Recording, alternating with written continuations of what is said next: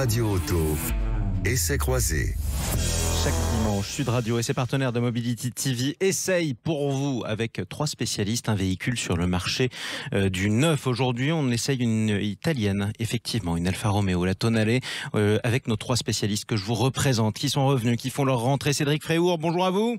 Bonjour Jean-Marie. Chroniqueur automobile au journal Les Échos. Vous avez lancé Sans Bornes. C'est quoi Sans Bornes? Exactement, une chaîne YouTube, un média digital automobile. On a démarré il y a quelques jours. Oui. Et on a fait quelques bornes. Et vous avez fait quelques bornes. Ouais, et c'est super. Et franchement, on est trop contents. Voilà. Objectif 1000 bornes. On continuera à avancer. 1 million. 1 million, pourquoi pas. Mélina Priam est avec nous. Elle en a fait des millions de bornes, effectivement, en essayant des véhicules les plus beaux qu'on connaisse. Mélina Priam, journaliste à l'Autojournal. Bonjour à vous. Bonjour. Et nous sommes également avec Stanislas Laroumé. Bonjour à vous. Bonjour. Fondateur de Ma Voiture Idéale, une plateforme. Aujourd'hui, je le disais, on essaye l'Alfa Romeo Tonale. Mélina Priam, premier verdict. Alors, ça sent pas bon ça. Non, mais si je suis honnête. Si vous démarrez doucement, c'est que vous voulez aller loin en général. Une Alfa, ça démarre sur les chapeaux de roue. Déçu parce que voilà, c'est la première Alfa depuis 5 ans. Beaucoup de fans d'alfistes l'attendent, même si pour les puristes, un SUV, c'est pas forcément ce qu'on attend d'Alfa Romeo. Mais voilà, mais elle était très attendue, peut-être trop attendue. Et elle est un peu décevante d'un point de vue, je dirais, mécanique. Pour l'instant, il y a 2 moteurs. Il y a également un diesel, mais il y a 2 moteurs essence 130 et 160 chevaux qui sont un peu à tonnes. Et c'est pas ce qu'on attend d'une Alfa. D'une Alfa, on attend que ça soit vivant, pétillant. Voilà. Après, moi, c'est une voiture pour laquelle j'ai quand même une certaine tendresse, je vais dire, parce que ce qu'Alfa a réussi à préserver, c'est l'ambiance à bord. Alors c'est quoi, tiens, décrivez-moi en une phrase l'ambiance à bord d'une Alfa Romeo. On y retrouve plein de petits gimmicks, je dirais, typiques d'Alfa, avec des compteurs en forme, alors j'ai pas l'accent italien, mais canocchiale, c'est-à-dire les compteurs ronds typiques des Alfa des années... La classe à l'italienne. Voilà, la classe à l'italienne. Il y a un réel effort qui a été fait sur la qualité des matériaux, sur l'assemblage. C'est plutôt, ça présente bien. C'est pas une voiture très spacieuse, mais c'est une... Pourquoi tu te marres, toi? Cédric Fréhour, vous n'êtes pas convaincu, allez-y. Non, alors, vous savez, je passe toujours pour le flic le plus sympa du groupe. Et aujourd'hui, ce n'est pas le cas. Si, mais justement, je vais le mettre en moderato. Elle a le virus Alpha. Le virus Alpha, qu'est-ce que c'est? Tous les constructeurs courent après ce petit truc-là. C'est ce je ne sais quoi que les autres n'ont pas. Et, le charme. Voilà, le charme. Et il existe. Bah oui, et Mélina a raison. Effectivement, les motorisations, on attend une motorisation plus importante qui va venir avec un plug-in hybride. Peut-être que Stanislas y reviendra, 275 chevaux, qui va la mettre dans la cour des grands. En attendant... Je suis pas sûre. Cette précaution oratoire précède un grand mais. Je vous vois venir. Allez-y. Donc, le je ne sais quoi d'Alfa Romeo et le virus... Il existe effectivement dans l'habitacle, il existe dans ses roues, les jantes qui sont téléphones, parce que comme jadis, il y a des petits trous et voilà. Mais une fois qu'on a passé cette étape-là, en fait, c'est une voiture comme les autres. Et même moins bien que les autres. Et ça, c'est un peu dommage, parce qu'on attend d'une Alfa justement que c'est comme un Italien que ce soit un événement. C'est un Italien super bien habillé. Il est hyper classe. Il vient vous chercher. Il est 20h. On va aller bouffer des pizzas. Ça y est, c'est le vin et tout. On se dit on va passer une bonne soirée. Et le mec, en fait, il dit rien. Et à 10h, tout le monde est au lit. Et j'ai l'impression qu'il vous a emmené en plus dans un fast-food. Non, je te trouve sévère parce que il y a une grosse déception côté mécanique et surtout avec les boîtes automatisées qui sont pas du tout en accord avec la mécanique. Oui. Mais il y a quand même un châssis. Il y a un châssis, il y a une direction qui est plutôt sympathique, donc ça compense pas complètement. Tous les voyants ne sont pas au rouge. Voilà. Stanislas Laroumé, alors d'habitude vous êtes la plus mauvaise langue des 3, je crains le pire. Ah, mais vous avez bien raison. Non, je salue l'effort d'Alfa de sortir une nouvelle voiture, comme l'a dit Mélina. Moi, je la trouve très belle déjà. Bon. Je trouve que ce SUV est magnifique. Après, je suis complètement d'accord avec Mélina et avec Cédric. Malheureusement, côté mécanique et côté amortissement, c'est mal amorti. C'est vrai. Ouais, je sais pas, ils n'arrivent pas à faire... En fait, l'idéal d'un SUV compact, ça serait d'avoir une plateforme de 3008, un design d'Alfa, une technologie de Hyundai et une habitabilité de Tiguan. Donc voilà. en gros, ne garder de l'Italie que l'enveloppe, quoi. Bah, c'est ce que disait Cédric. Voilà. Oui. C'est en fait le type avec lequel on aimerait dîner, ben il est pas très sympa. Voilà. Et à conduire, moi je me suis un petit peu ennuyé au volant. Quoi. La boîte est lente, la direction est à mon sens trop artificielle, très très très assistée. Alors oui, il y a un châssis, ça tient très bien la route, ça, il y a aucun problème. Vous êtes un grand conducteur. J'aimerais que vous décriviez à tous ceux qui nous écoutent, qui sont des conducteurs de chaque jour, ce que c'est que pour vous une direction trop artificielle. C'est-à-dire ça décrit quelle sensation? On ne sait pas exactement où on pose ses roues. Vous mettez... C'est pas rassurant, ça. Non, mais la voiture tient très bien la route, évidemment. Non, mais c'est-à-dire que le pouvoir que vous exercez au volant n'est pas forcément ressenti par la personne qui est derrière le volant. On n'a pas d'agrément de conduite. Évidemment, le top du top, c'est une Peugeot. Il suffit que quelqu'un monte dans une Peugeot et après, on peut comparer avec les autres. Pour moi, c'est ce qu'il y a de mieux. Après, la voiture, bon, elle est très jolie. Question est pas du très réalisateur du Grand Matin Week-end, est-ce que ça veut dire qu'il y a trop d'assistance, par exemple? Exactement, ouais. Et ben c'est voilà, ça. vous voyez, trop d'assistance. Trop assisté. Vous n'aimez pas être assisté, vous aimez bien tout ressentir, effectivement. Bon, s'adresse quand même un tableau assez sombre. Parlons quand même du prix. À qui elle s'adresse et dans quelle gamme de prix on est? Alors, le problème, c'est que le prix, c'est pas forcément non plus une bonne nouvelle, parce que moi, je la trouve assez... Assez cher, ouais. Assez cher. Je vais y aller. Alfa se positionne vraiment dans ce qu'on appelle maintenant le Premium Access, c'est-à-dire plutôt le début du haut de gamme. Le début du haut de gamme. Les prix s'annonce comme étant aligné sur ce que BMW va faire avec le nouveau X1. On a un tarif qui démarre à 35 400 €. C'est cher. C'est cher ça me semble cher d'une part, surtout pour ce que ça semble être quand je vous écoute tous les trois. C'est-à-dire que là, on est sur un moteur essence 130 chevaux, sans micro-hybridation.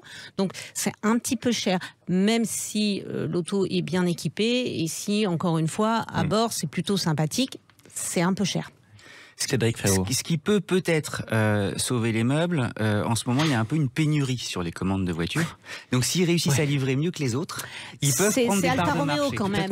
Donc sur les livraisons, ça va être compliqué. Et surtout, c'est le cœur du marché européen et c'est surtout beaucoup de locations. Donc, question, Mélina, pourquoi ce serait compliqué en termes de livraison? Parce que c'est Alfa Romeo?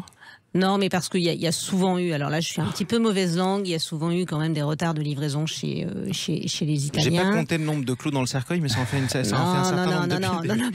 Mais il y a des points positifs. Par exemple, Alfa essaye de se débarrasser de cette vilaine image de mauvaise fiabilité.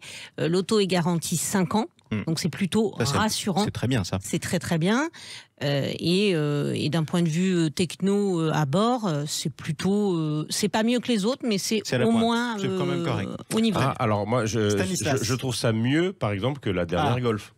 En termes d'ergonomie, l'écran central des Volkswagen actuels, Skoda et un peu moins les Audi, c'est épouvantable à utiliser. Alors que là, c'est bien conçu. Alors là, ça marche très bien, c'est très rapide et la commande vocale marche très très bien. Elle vous entend, même. Elle m'entend, même moi. Vous imaginez. Vous, effectivement, et même quand vous appuyez sur le champignon, enfin bref, tout va bien. Ah non, là, pour le coup, ça marche très très bien. On n'a pas parlé du confort intérieur, Cédric Fréour. Bon. En fait, il a résumé. Elle est dans le niveau de la classe qu'on attend. C'est-à-dire que ceux qui s'intéressent pas à l'automobile se diront, c'est bien, il se passe pas grand-chose. Et ceux qui attendent effectivement une explosion d'émotions, ils sont un peu sur leur faim. Mais elle est confortable. Le moteur, effectivement, on l'entend pas. Parfois, on a même le sentiment que c'est une électrique. Mais comme c'est une Alfa Romeo, c'est pas un torrent d'émotions. Non, effectivement. Donc, puis, vous connaissant tous les trois, quand vous dites parfois on a le sentiment que c'est une électrique, c'est pas forcément un compliment. C'est pas une qualité, non. Il y a un truc quand même, effectivement, Stanislas le disait bien, et on va le répéter au risque de radoter, elle est magistralement belle. C'est-à-dire que tout le monde la regarde. Le regard de l'Alfa avec ses 3 petits feux, sa calandre, voilà, en delta, là, qui est génial, son logo, les armoiries de la ville de Milan, le serpent des Visconti, le blason de... Non mais c'est magistral. Le blason Alfa est mythique. Ouais, et surtout à une époque où tout le monde refait ses logos, les fait en 2D pour que effectivement le digital puisse et une simplicité parfois presque trop importante, d'avoir un vrai beau blason. Franchement, il y a les poils qui se dressent et tout ça, on est super content. Mais c'est vrai que après. À conduire, c'est moyen. Après, le vert là, moi j'ai il est génial, le vert Montréal. Magnifique. En un mot.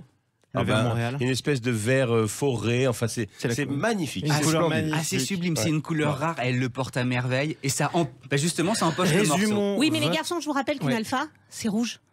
Alors ça, c'est pour les feuilles. Oui, mais elle le porte très bien aussi. Résumons quand même votre analyse, peu importe l'ivresse, pourvu qu'on ait le flacon. Ce sera le résumé de votre essai. Bon, vous étiez parti de bonne humeur en vacances, on sent que c'est la rentrée pour vous êtes revenus.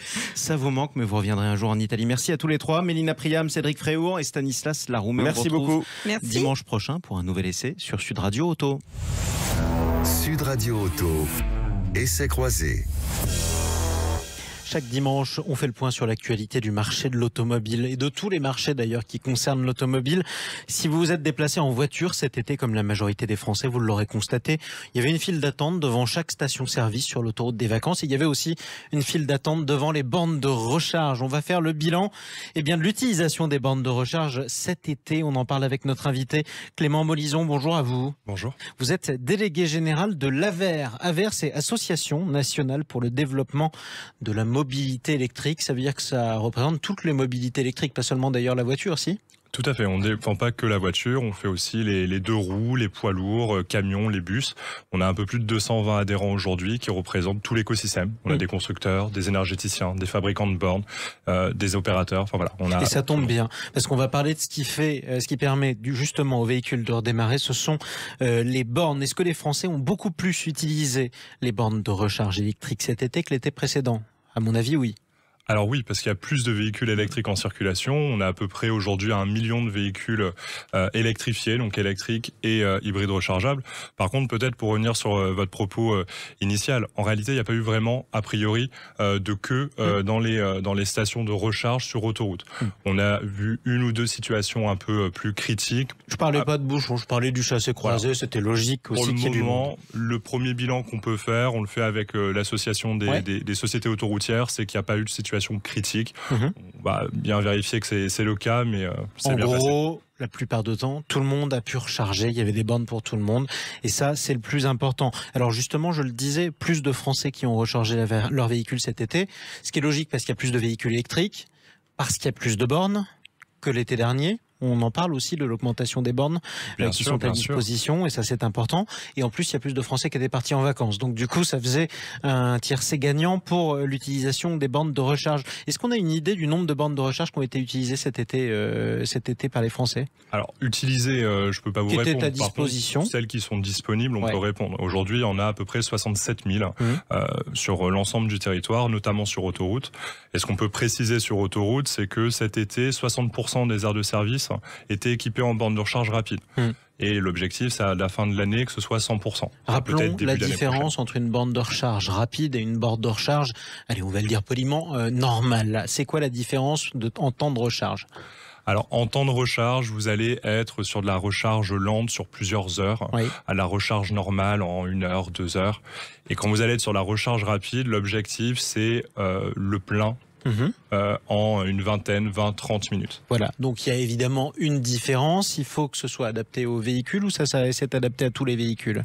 C'est pas adapté à tous les véhicules, c'est en train de se développer justement parce qu'on a des autonomies de véhicules qui augmentent.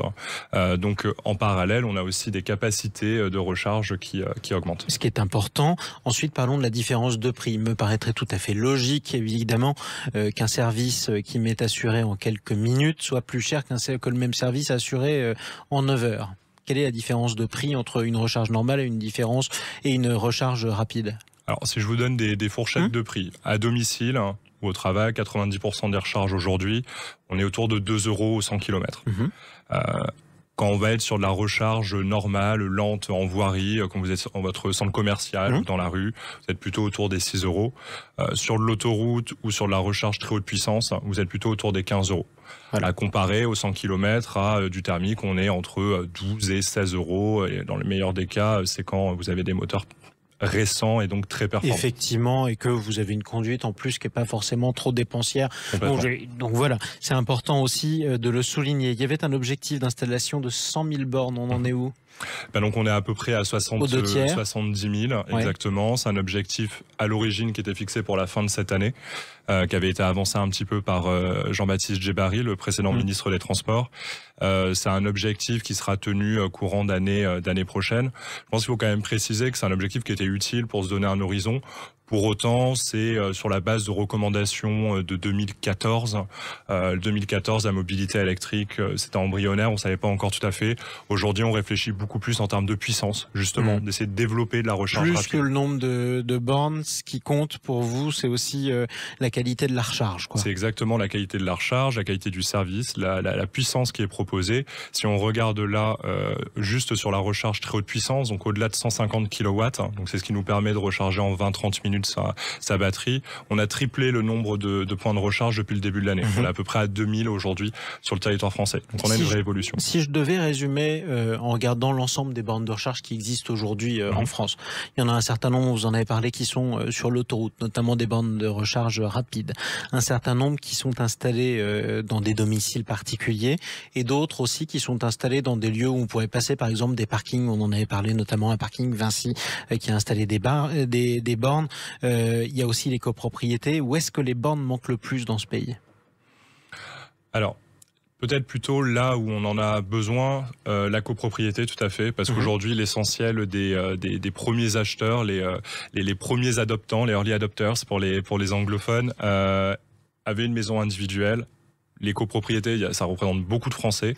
Il y a des choses qui existent. Il y a un droit à la prise. Vous pouvez avoir votre prise. On développe aussi des solutions collectives. C'est quoi un droit à la prise ? Un droit à la prise, c'est quand vous êtes propriétaire, locataire ou occupant de bonne foi d'une place de stationnement dans une copropriété. Vous avez le droit de vous faire installer une borne à vos frais. Que ça plaise ou non à la copro ou aux voisins. L'Assemblée générale n'a pas à décider de votre droit, c'est un droit. Heureusement, votre voisin n'a pas le droit de décider si vous pouvez bénéficier d'un droit aujourd'hui.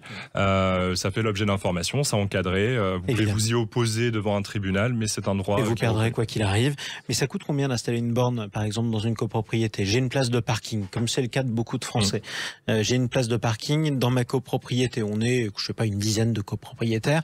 Je veux installer cette borne. Ça va me coûter combien ?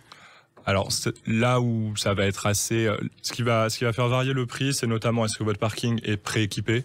C'est valable depuis des années, mais sur des parkings récents, ça n'a pas été fait. Et sur les anciens, évidemment, c'est pas le cas. Et également, si vous êtes éloigné ou non du réseau électrique. Mais il faut compter autour des 2000-2500 euros pour votre place, avec votre borne, avec le prix de l'installation et de l'installateur. Donc c'est un peu tout compris, mais parce qu'il y a une partie importante de génie civil dedans. Alors parlons maintenant du prix. On a parlé du prix d'installation d'une borne. Il y a quelque chose qui marque tous les Français, qu'ils roulent à l'électrique ou qu'ils ne roulent pas ou qu'ils roulent au thermique. C'est le prix de l'énergie. Est-ce que la consommation d'électricité via la conduite en voiture électrique sera impactée aussi par la hausse du prix de l'énergie ? Alors, pour le moment, on ne voit pas encore tout à fait l'impact, mais on surveille ça avec beaucoup d'attention.